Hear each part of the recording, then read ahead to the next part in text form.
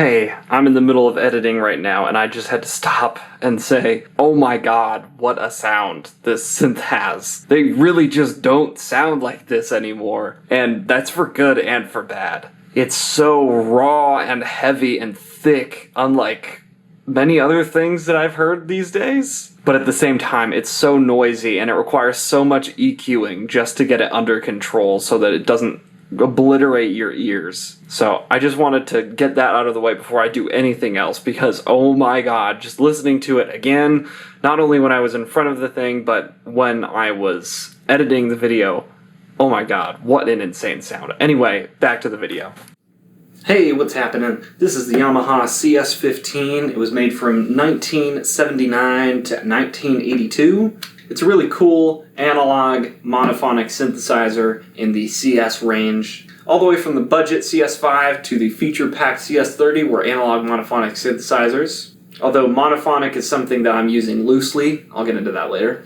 And the CS-15 was kind of the underdog of the whole monophonic CS series, which itself was overshadowed by the polyphonic CS series, like the CS-50 and the legendary CS-80. This was actually released after the CS-80. The CS series was so successful they decided to make some lower budget models. And these CS synthesizers have kind of gone under the radar, especially the mid-range models. The CS5 is legendary for being a really simple monophonic synthesizer, and the CS30 is really famous for being basically everything that you could possibly want on a monophonic synthesizer of the day. Even the CS10 got more press than the CS15. And that's why I said the CS15 is kind of the underdog. It's just under the CS30 where it doesn't have all those features, but it's a step above the CS5 and the CS10 in terms of features. It shares a lot with other Japanese synthesizers of the day. It's kind of a nondescript black box. In fact, the original didn't even come with wood side panels. So in that way, it shares a lot with the other CS synthesizers and the MS series of synthesizers from Korg. It's got a very interesting signal path that I'll go over in a second. Much like the Korg MS-20, it has different filter modes and 2 different filters, although in a much different arrangement than the MS-20. It has 2 oscillators with a lot of controls to choose from. It's actually got 2 mixers, and again, I'll get into that in a second. In fact, I'm just going to come out and say it's got 2 of just about everything except for an LFO. And there's a really good reason why it has 2 of everything.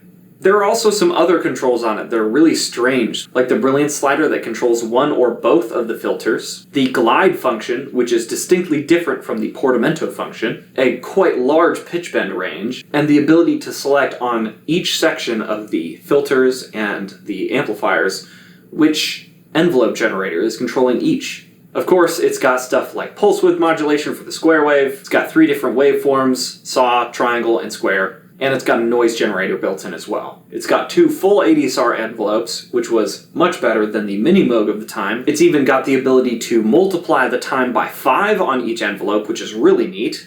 And it's got some really interesting patching options in the back, like an external input, control voltage in and outs, which are a little different than normal. We'll talk about that too. And high and low outputs. So let's get into the one main thing that makes this synth really weird.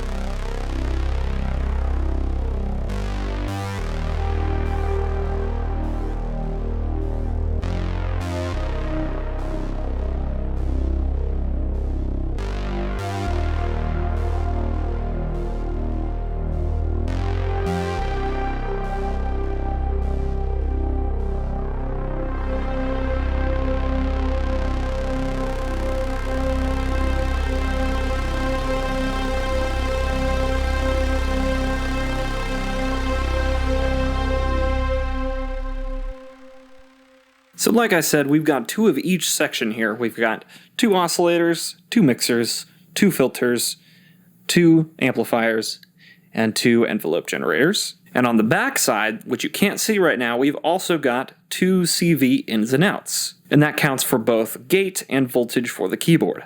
Now the reason why we have 2 separate gates and CVs for the keyboard is that this synthesizer, not on its own, but with other pieces of outboard gear, is actually two synthesizers in one. You can see in the mixers we actually have two discrete signal paths. On the first mixer we have the choice of mixing in external input or noise and the first VCO, and on the second mixer we have the choice of mixing in VCO1 and VCO2. So if you were to say have VCO1 going through mixer 1, and to VCF1 and to VCA1 with envelope generator 1, and VCO2 going to mixer 2 with VCF2, VCA2, and envelope generator 2, you have not one, but two voices that you can play. And not only is it two voices, it is two discrete voices. You can have an entirely different patch setup with number 2 than with number 1. Unfortunately, I don't have something to demonstrate that with because of one big thing. This keyboard, much like other Japanese synthesizers at the time, like the MS-20 and all of the MS series, and a lot of other Yamaha synthesizers, requires CV in hertz per volt instead of 1 volt per octave. And I don't have a converter to convert that to volts per octave and to send that to MIDI, which is exactly what you would need to use something like this. You could use something like a Korg SQ1, for example, or you could get something like an adapter box to convert it to MIDI so that you could play it from your computer or another synthesizer. Nowadays, the only synthesizers that I know of that are using the hertz per volt standard are old Korg reissues like the MS-20 Mini. But that was the only connectivity of this synthesizer. It only had CV because MIDI didn't exist yet. This was 1978 when they were designing this thing, so all it's got is pitch and gate CV. And since I don't have anything to interface it with, all of the parts in this video are things that I'm playing by hand. So please excuse if they're a little rough or messy. It is a really intuitive design though. Everything is very left to right, which I love. It's all knob per function, obviously nothing digital about it. Everything is very face value, except for maybe the fact that it's a hidden sleeper duophonic synthesizer. But everything is just laid out right in front of you, very easy to figure out. I immediately connected with this synthesizer when I plugged it in and turned it on, which is something that I had trouble with the MS-20. I felt myself kind of digging to program it. It kind of rewards patience because it's so modular. But I like this because it's so straightforward. There's nothing really modular about it besides maybe patching in two different CVs and gates for the two different voices that you have. And that's only if you decide to use that. Otherwise, this is a normal monophonic synthesizer. Two filters that you can use in tandem or separately, and things like the noise and the external input are really nice for processing other signals like vocals or guitar or something like that.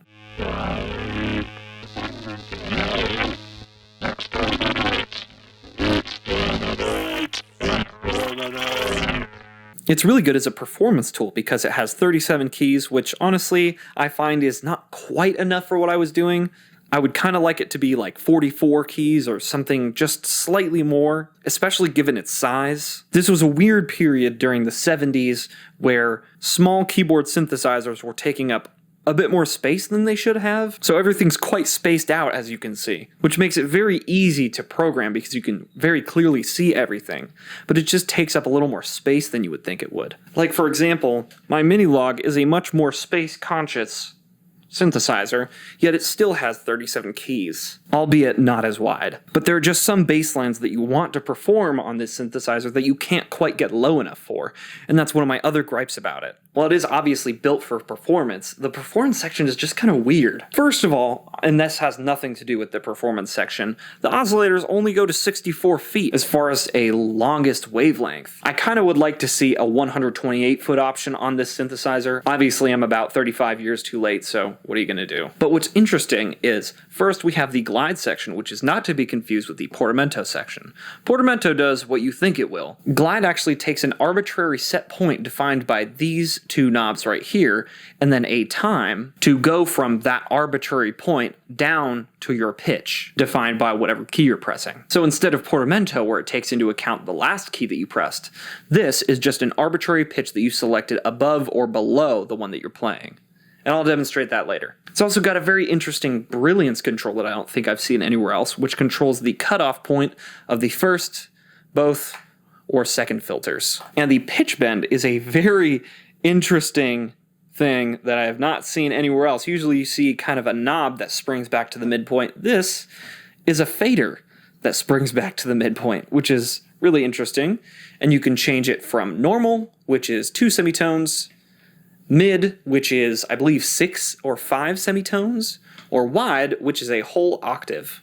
One very welcome thing on this synthesizer is the inclusion of a sample and hold circuit on the LFO. Very interestingly, we get a sine wave, a saw wave, and a sample and hold circuit. I would have liked to see a square wave or a triangle wave, but those are not included. Very interesting inclusions on the LFO shapes. And the LFO is pretty wide. It doesn't go that fast, but it goes ridiculously slow. We have pretty standard controls for the oscillators. We have the main tuning control. We have some more fine-tuning controls over here. We have a wave shape selector. We have the LFO modulation of the pitch. We have LFO modulation of the wave shape of the square wave. We have pulse width of the square wave. That's about it. Pretty basic, but pretty much all the features you would want. Then we get the 2 mixers. Like I said, we have external input or noise. We have VCO1 here. That's on mixer 1. On mixer 2, we have VCO1 and VCO2. The filter is where it starts to get kind of interesting. We have a cutoff frequency and a resonance for both. We also have an LFO modulation of the cutoff and an envelope generator depth. But here, we can choose which mode we want to use. We have high pass, band pass, and low pass for both filters. And then the difference between the 2 filters is which envelope generator and how are affecting it. So we can choose envelope generator 1 plus or minus, or envelope generator 2 plus. Then on the second one, we have envelope generator 1 plus and envelope generator 2 plus or minus. So each of these 2 filters are kind of catered to envelope generator 1 and envelope generator 2. Then on the amplifier, we have kind of the same affair where we have LFO modulation for the level of the VCA. We also have an envelope generator depth, and we can choose which envelope generator we want to use for either one, and we have an initial level. Then on the 2 envelopes, we have the ability to trigger it from the keyboard or externally, which is not present on envelope generator 2. We have a typical ADSR envelope, and then we have the ability to set a normal time or multiply it by 5 for a really slow envelope. And that's just about it for the features of this synthesizer on the panel. The only other thing in sight is the power button. Now, it's when we plug it in that we can really start to see this synth's charm. Nothing about this synthesizer is particularly nasty or crazy, but man is it thick. Let's do a couple of filter sweeps, shall we?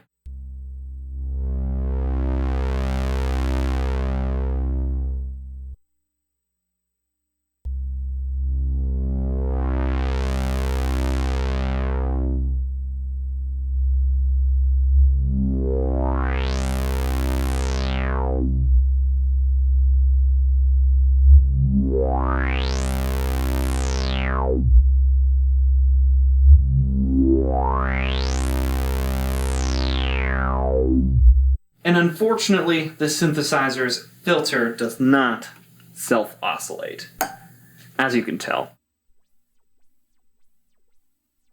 We're getting a little bit of something, but it's barely audible. This was during the time period where a lot of synth manufacturers were saying, hey, I don't really like how that sounds. That's kind of a nuisance. We don't really want that. But in this case, I kind of would have liked it. In fact, a lot of synth people really like that because that's a good way to get a sine wave, and you can make some really nasty sounds by cranking the resonance on the filter. And you can even get a full separate tone out of the filter, especially if you have key tracking on. Which is another thing about this synth that's kind of weird. It has key tracking on by default, but it's not that much. Take a listen.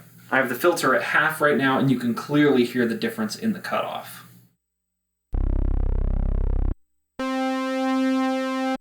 Let me play some other notes from in between.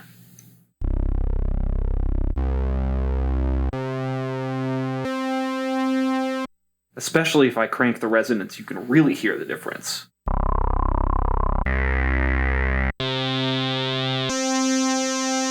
Hear how the tone on the resonance changes? It's really interesting, and you can't turn it off, which is so strange. But this synth can get really thick really quick if we just add in a second oscillator.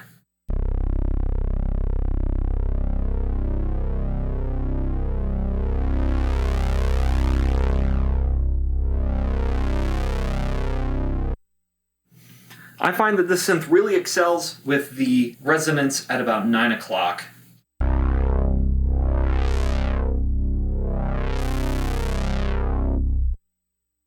That sounds really good. And then if we want to make it super thick, we can take it a step further, select square for the wave, and go crazy with PWM.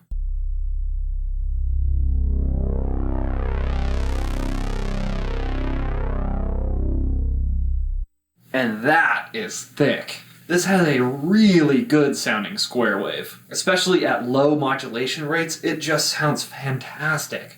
And then if we select PWM for both of them, then we get to have some real fun.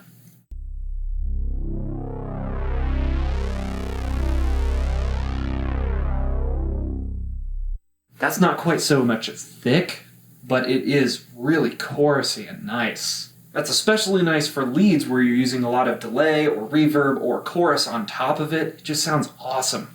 And now I'm going to demonstrate some of the really interesting things about this synthesizer, like the brilliance, the glide, and then the ability to set up 2 separate patches. And I'm going to try to do it all in one go.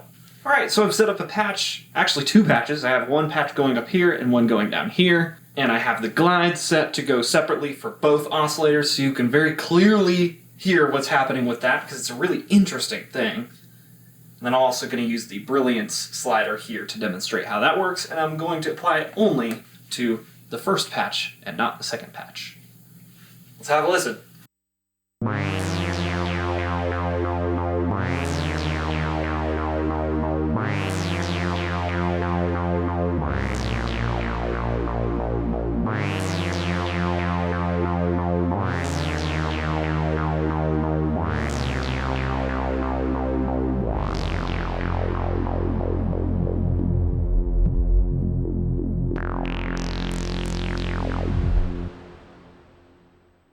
Unfortunately, one of the only things that doesn't work about this synth is the brilliance slider is a little crunchy, so it's not exactly linear how it works, so that might need to be serviced.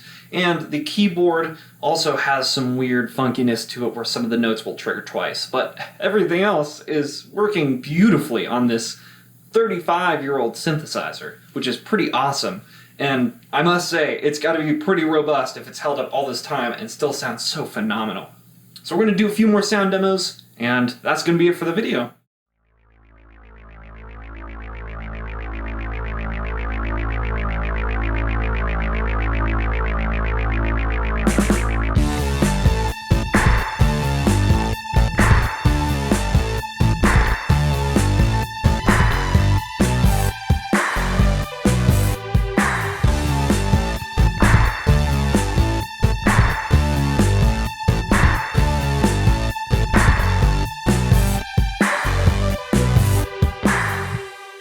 Before that though, my thoughts on the synthesizer, I think it's really cool, I think it's really awesome, I think there are some features that are definitely missing from it that I would like from a modern perspective. I get that it's a 35-year-old instrument, like I said, at least twice before. I do think the option to split the keyboard and have 2 patches going on the synthesizer that you are playing would be nice instead of having to use appboard gear to figure that out. I also think the additional LFO shapes like square would be awesome, that would make a lot of things a little bit easier. I honestly don't mind the filter. I think it sounds pretty awesome in this synth. Honestly, nothing to complain about. The oscillators sound great, the filters sound amazing, and I've heard some complaints about the EGs not being quite fast enough for their liking, but I think they're just fine. I think it's a really good synthesizer, and honestly, if you're looking for a kind of budget vintage mono synth, this is a really great way to go. A lot of the CS-5s and CS-10s have gone way up in price. The CS-30s have always been more expensive. This is a fantastic middle ground where you get a lot of features and you don't have to pay a whole lot for it. So that's enough of my rambling. Thank you for watching, and I will see you in the next one. Until then, more sound.